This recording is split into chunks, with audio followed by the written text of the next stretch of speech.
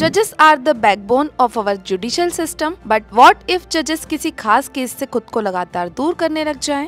हैरानी की बात है कि कुछ ऐसा ही हो रहा है। केस इंडियन फॉरेस्ट सर्विसेज के एक तेज तर्रार ऑफिसर संजीव चतुर्वेदी से जुड़ा है, जहां एक तरफ संजीव को भ्रष्टाचार के मामलों को उजागर करने के लिए रमन मैग्सेसे अवार्ड से सम्मानित किया गया, वहीं दूसरी तरफ उसी ईमानदारी के चलते उन्हें 5 साल में 12 बार ट्रांसफर कर सताया गया। उसके बाद भी संजीव नहीं रुके तो उन्हें सस्पेंड करके उनके खिलाफ केस भी कर दिए गए। संजीव 2007 से 2012 के बीच हरियाणा वन विभाग में कई स्कैम्स को हाईलाइट करने के बाद से चर्चा में आए थे। उन्हें विसिल ब्लोअर भी कहा जाने लगा था। इसके अलावा उन्हें एम्स में 200 से ज्यादा करप्शन के मामलों का भी खुलासा किया था। अब बात करें केस की, तो संजीव ने अपने सस्पेंशन के खिलाफ प्रेसिडेंट के पास कंप्लेंट की। सीधा प्रेसिडेंट के इंटरफेरेंस के बाद हरियाणा गवर्नमेंट को उनका सस्पेंशन कैंसिल करने के लिए मजबूर होना पड़ा। इसके बाद संजीव ने हरियाणा के पूर्व सीएम भूपेंद्र सिंह हुड्डा, IFC के कई सीनियर ऑफिसर्स और कुछ ब्यूरोक्रेट्स के खिलाफ करप्शन और हैरेसमेंट के लिए CBI इन्वेस्टिगेशन की डिमांड की। तब से केस सेंट्रल एडमिनिस्ट्रेटिव ट्रिब्यूनल में चल रहा है। CAT एक ऐसी स्पेशल कोर्ट है जो गवर्नमेंट वर्कर्स की शिकायतों को सॉल्व करता है। इसके पास हाई कोर्ट जैसी पावर्स होती हैं। हैरानी की बात ये है कि इस केस की हियरिंग से कल CAT के जज हरविंदर कौर ओबेरॉय और B आनंद ने खुद को अलग कर लिया। पर बात सिर्फ इतनी सी ही नहीं है। इस केस में अब तक 13 जजेस खुद को केस से अलग कर चुके हैं, जो इंडियन जुडिशियल हिस्ट्री में आज तक का सबसे बड़ा रिकॉर्ड है। केस से खुद को अलग करने वाले जजेस में सुप्रीम कोर्ट के मुख्य जज रह चुके जस्टिस रंजन गोगोई का नाम भी शामिल है। आप ये जानकर चौंक जाएंगे कि इस केस के अलावा माफिया अतीक अहमद की बेल एप्लीकेशन से जुड़ा केस ये एकमात्र ऐसा केस था जिसमें इलाहाबाद हाई कोर्ट के 10 जजेस ने सुनवाई से खुद को अलग कर लिया था। लेकिन तब बात एक क्रिमिनल की थी और अभी के केस में बात एक ईमानदार ऑफिसर की। दोनों का आपस में कंपैरिजन नहीं होना चाहिए, लेकिन हमें करना पड़ रहा है। अब बड़ा सवाल ये है कि आखिर कब तक ऐसा चलता रहेगा, और अगर चलता रहा तो संजीव चतुर्वेदी जैसे ईमानदार व्यक्ति को न्याय कैसे मिलेगा। इसी तरह की अन्य खबरों के लिए फॉलो करते रहिए द फोर्थ।